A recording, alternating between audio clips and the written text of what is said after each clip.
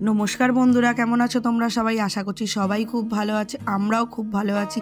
आजके बेशी कथा ना बोलेई भिडियोटा शुरू करा जाक। आजके आमादेर रेसिपि होच्छे भेज पोलाओ। तो चलो प्रथमेई देखे नेওয়া যাক की की करेछि।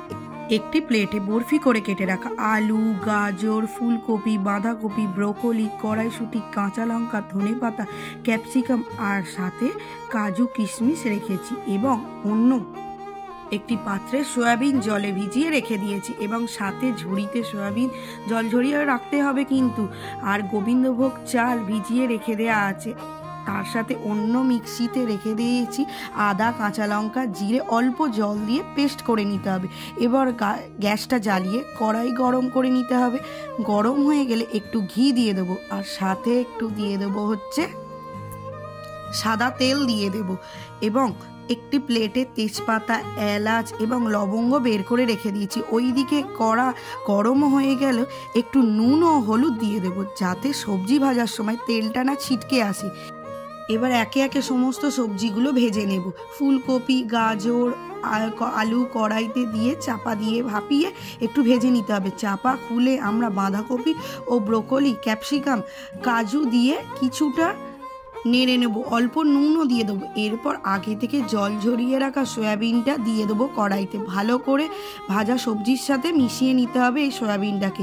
এবার আমরা আগে থেকে মশলার পেস্টটা যে করে রেখেছি অল্প করে অ্যাড করব, মিশিয়ে নেব এবং এরপর কড়াইতে কড়াইশুঁটি দিয়ে দেবো।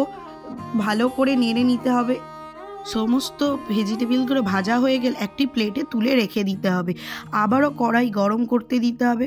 কড়াইটা গরম হয়ে গেলে সাথে দিয়ে দেবো ঘি দিয়ে দিতে হবে। এবার ঘিটা গরম করতে দিতে হবে। এমনি আগে থেকে কড়াইটা গরম আছে তো ঘিটা গলতে খুব একটা সময় নেবে না।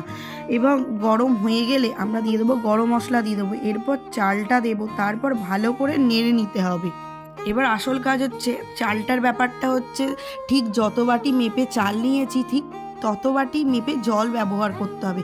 আগে থেকে করে রাখা পেস্টটা এই চালের সাথে মিশিয়ে দিতে হবে। সবটা ভালো করে চালের সাথে পেস্টটা মিশিয়ে নেওয়ার পর তখন কিছু একটা দারুণ সুগন্ধ আমরা অনুভব করতে পারবো। তারপর ওই মেপে রাখা জলটা কিছুটা পরিমাণ অল্প অল্প করে দেব এবং চাপা খুলে দেখে নিতে হবে চালটার পরিবর্তন কতটা হয়েছে এবং যদি বসে যায় সেদিকে আমাদের নজর রাখতে হবে। এরপর স্বাদ মতো চিনি ব্যবহার করব। যে যেরকম মিষ্টি খেতে পছন্দ করো সেই সেরকমই চিনি ব্যবহার করতে পারো।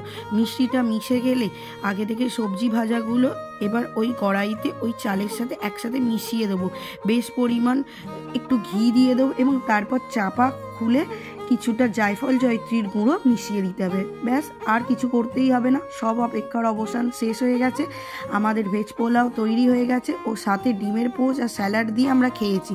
আপনারা চাইলে আপনাদের পছন্দ মতো পদ এখানে রান্না করে নিতে পারেন। তো ভিডিওটি কেমন লাগলো বলুন, আর ভালো লাগলে অবশ্যই লাইক, কমেন্ট, শেয়ার এবং সাবস্ক্রাইব করে পাশে থাকুন। চলো দেখা যাচ্ছে পরের ভিডিওতে। চলো টাটা, বাই। ভালো থেকো, সুস্থ থেকো।